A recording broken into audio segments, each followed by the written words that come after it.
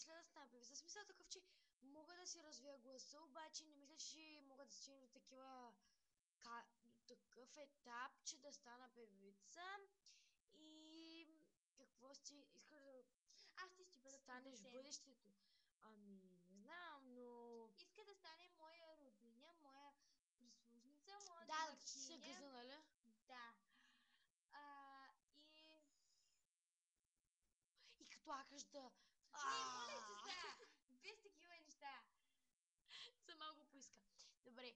И общо взето Аз ще искам... И не знам какво искам.